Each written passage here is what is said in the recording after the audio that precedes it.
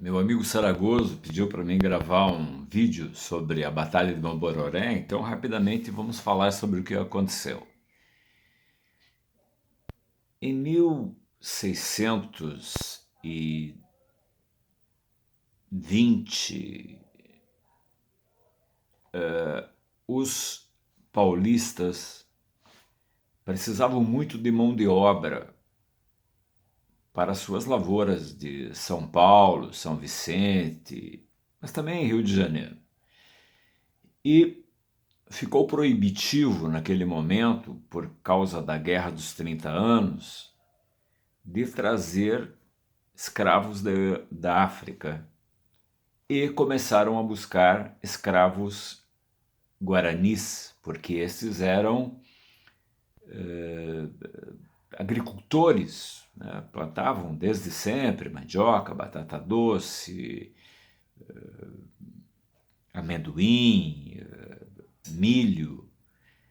E por causa disso, então, começaram então, porque ficou proibitivo, os franceses e ingleses roubavam os navios negreiros e com isso ficou impossível de trazer escravos da África. Paralelamente, então, começaram a buscar escravos nos guaranis, que eram agricultores. Os jesuítas tinham começado as suas reduções a partir de 1609, em Inácio Guaçu, depois fundaram 13 reduções, onde é o Guairá, que é o Paraná de hoje, no Itatim, que é o Mato Grosso do Sul de hoje, e 18 reduções aqui no Rio Grande do Sul naquela primeira fase. Então foram atacados poderosamente pelos bandeirantes e começaram a levar escravos, mas não só dos reduzidos, né, mas também das selvas, tanto que os bandeirantes naquele período matam 600 mil pessoas. 300 mil levando como escravos para São Paulo e morreram quase todos de tristeza. E também nos ataques matavam as pessoas, matavam aqueles indígenas guaranis. Bom, então, a partir de 1629, especialmente, eles começam a atacar muito poderosamente as reduções. Então começa toda uma movimentação, desde o Guairá, depois o ataque aqui no Rio Grande do Sul, nessa grande região, né? E daquele período, então, no final, em 1637, 38, depois de muitos ataques, há uma primeira contraposição, aonde os jesuítas conseguiram que viessem uns militares espanhóis para ajudar, 40 que vieram, e conseguiram contrapor entre Juiz e Eugênio de Castro, ali tinha uma redução chamada Caçapa Guaçu. E ali então é a primeira vez que eles conseguem contrapor, prendem 11 bandeirantes que são levados a Buenos Aires, sempre lembrando que esse território todo era espanhol, né?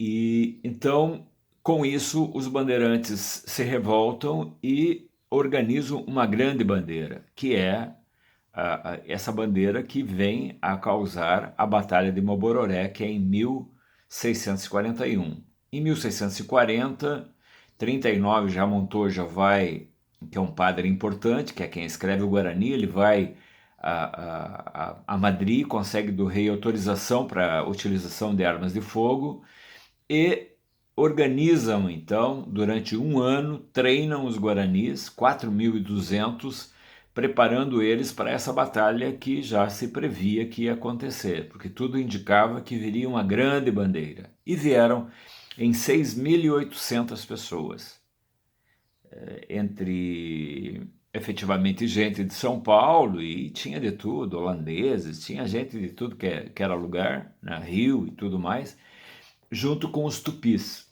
que eram indígenas inimigos dos guaranis, apesar do mesmo tronco linguístico. Bom, dessa gente toda, então, 4.200 das forças guaranis, bem treinados, né, se organizaram e se embate efetivamente em 11 de março daquele 1641 aqui no Rio Uruguai, um pouquinho para baixo da onde é Porto Mauá e um pouquinho para cima da onde é Porto Xavier, exatamente naquela região.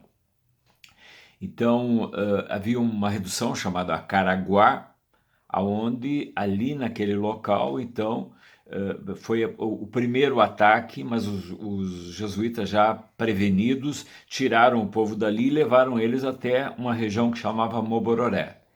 E com isso, então, quando chegam os bandeirantes ali naquele lugar, os jesuítas e os guaranis já tinham tirado toda a comida, mandioca, milho, tudo que havia para os bandeirantes comerem, não chegaram lá, não havia o que comer.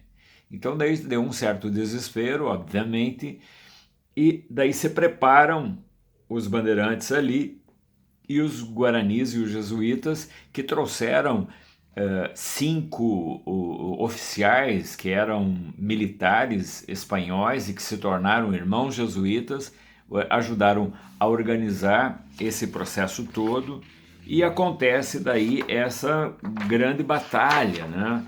Eu estou dando uma mexida aqui no meu livro, né? Porque ele conta assim micrometricamente os acontecimentos daqueles dias, né? Desde o cacique Abiaru, que é o cacique que comandou todo o processo, o chefe de ataque, Domingos de Torres, que foi um ex-militar, né, e jesuíta, então, diretor de guerra, ele conhecia muito sobre tudo isso. Antônio Bernal, que também era um ex-militar e que também treinou os guaranis. Juan Cardenas, que era paraguaio e também militar. O Nicolau Nienguiru, que é o primeiro Nienguiru, que é daquela linha sucessória que depois aparece na Guerra Guaranítica, né? Foi o chefe de ataque desse processo todo. Pedro Romero, que é um jesuíta importante e foi supervisor de guerra. O Cláudio Ruyer, superior das missões daquele tempo. Cristóvão Altemiriano, padre jesuíta, que era santafesino, que também esteve junto nessa luta.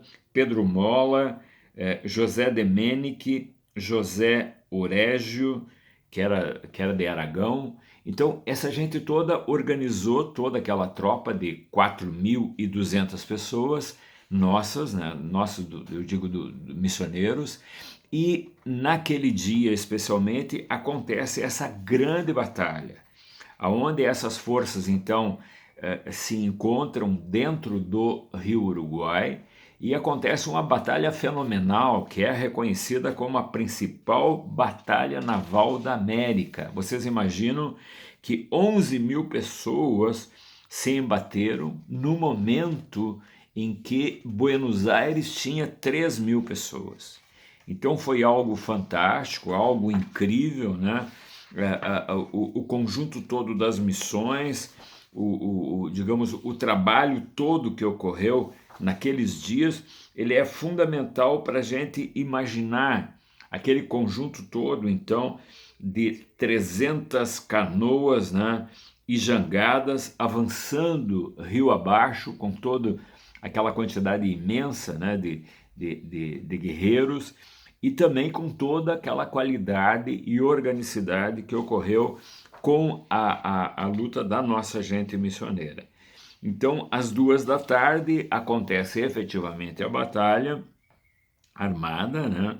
E que levou a uma...